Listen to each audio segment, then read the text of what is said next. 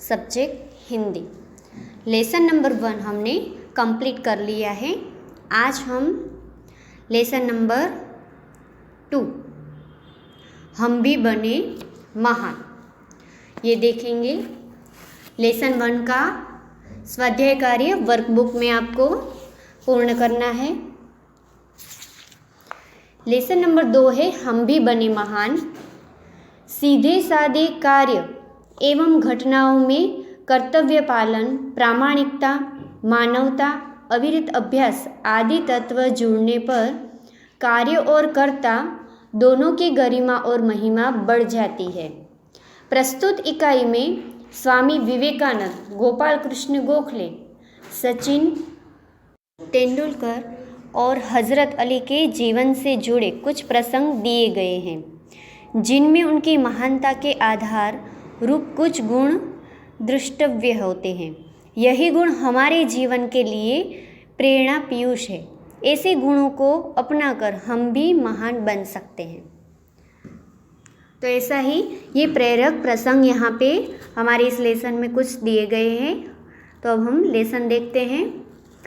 पहला है जो उसका शीर्षक है कर्तव्य।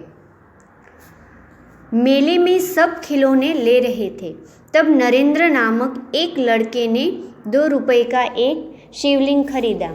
अब भी उसके पास एक चवन्नी बची थी। एक लड़के को रोते देखकर नरेंद्र ने उससे पूछा, क्यों रो रहा है? लड़के ने कहा, मेरे पास एक चवन्नी थी, कहीं गिर गई, अब मेरी माँ मुझे बहुत पीटेगी।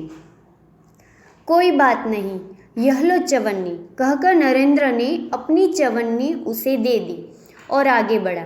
अभी नरेंद्र कुछ दूर ही गया था कि सामने से एक मोटर आती दिखाई दी। एक छोटा सा बच्चा उस मोटर से बिल्कुल बेखबर चला जा रहा था। नरेंद्र ने झपटकर उस बालक को खींच लिया। एक पल की देरी होती तो वह बालक मोटर के नीचे आ जाता। इस झपटने की क्रिया में नरेंद्र के हाथ में शिवलिंग छूटकर गिर गया और टूट गया। इस दौरान इकट्ठे हुए लोगों में से किसी ने कहा, बेचारे का नुकसान हो गया, कितने चाव से खरीदा था शिवलिंग। यह सुनते ही नरेंद्र ने कहा, इससे क्या, इस बालक की जान बचाना मेरा पहला कर्तव्य है। वस्तु से भी व्यक्ति का जीवन ज़्यादा महत्वपूर्ण है। मानवता सबसे ऊपर है। बचपन से ही ऐसे ख्यालात रखने वाला नरेंद्र आगे चलकर स्वामी विवेकानंद के नाम से प्रसिद्ध हुआ। स्वामी विवेकानंद के बारे में हम सब भी जानते हैं कि उन्होंने कितने महान कार्य किए थे। ये उनके बचपन का एक प्रसंग है कि बचपन से ही वह कितने महान थे। तो आगे ही दूसरा जो प्रसंग है, नियम सबके लिए है। बात सन 1885 की है। पूना के न्यू इंग्लिश हाई स्कूल में समारोह हो रहा था। प्रमुख द्वार पर एक स्वयंसेवक नियुक्त था, जिसे वह कर्तव्य भार दिया गया था कि आने वाला अतिथियों के निमंत्रण पत्र देखकर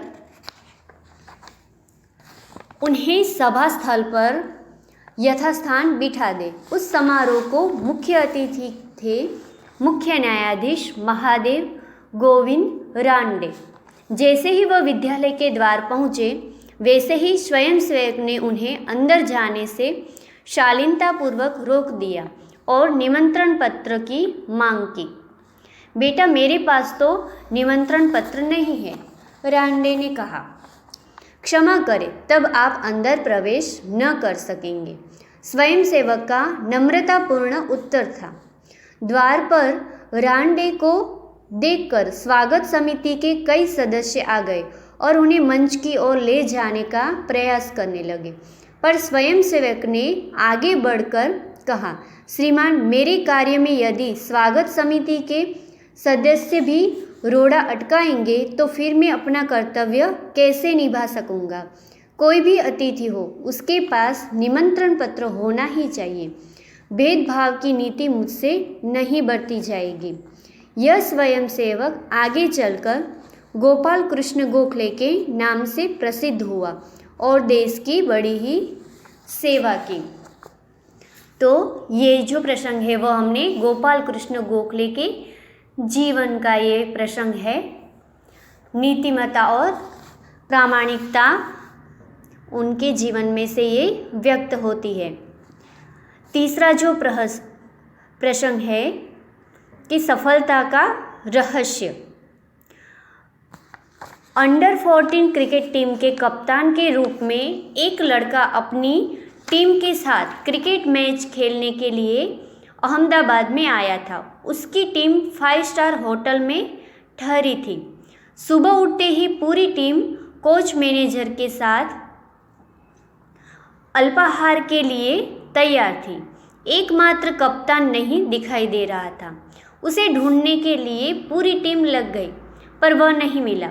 बाद में किसी ने जाकर उसके कमरे की गैलरी में देखा तो वह एक हाथ से गेंद फेंक रहा था और ज्यों ही गेंद दीवार से टकराकर वापस आती थी तो दूसरे हाथ से बल्ले से गेंद को खेल रहा था।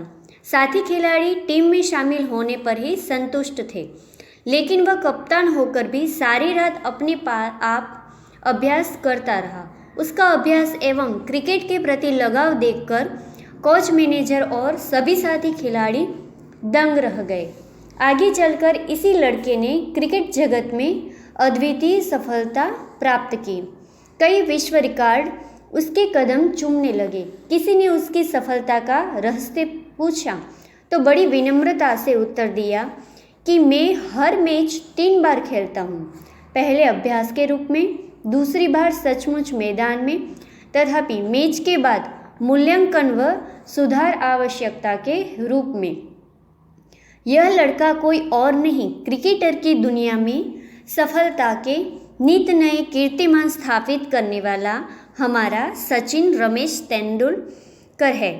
सचमुच एकाग्रता, अविरत अभ्यास, कठोर परिश्रम एवं लगन ही सफलता के आधार है। तो सचिन तेंदुलकर के जीवन का ये प्रसंग उसकी सफलता के एकाग्रता, अविरत अभ्यास और परिश्रम से ही वह आज विश्व में विख्यात है। आगे जो प्रसंग है प्रामाणिकता। एक दिन हजरत अली राज ने खजाने की जांच करने गए। काम करते करते अंधेरा हो गया। मोमबत्ती जलाई गई।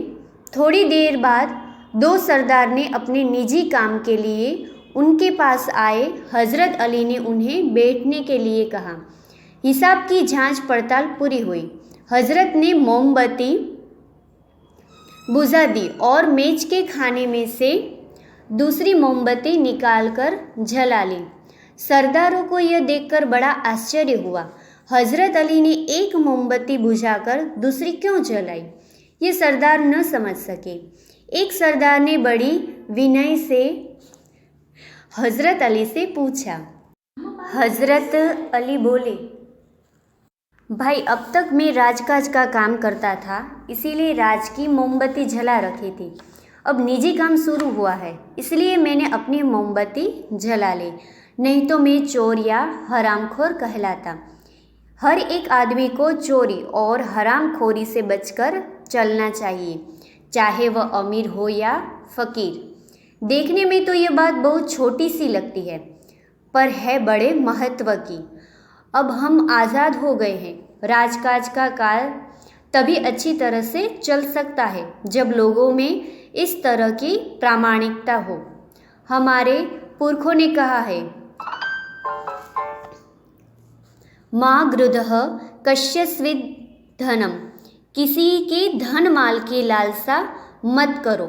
यह मनुष्य के लिए सबसे बड़ी सीख है। तो यह सब प्रसंगों में से हमें सीख मिलती है।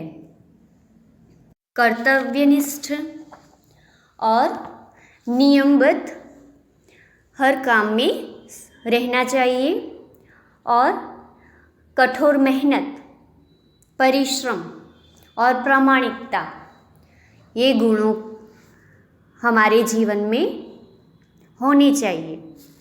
तो इस प्रकार हमारा लेसन नंबर 2 पूर्ण होता है।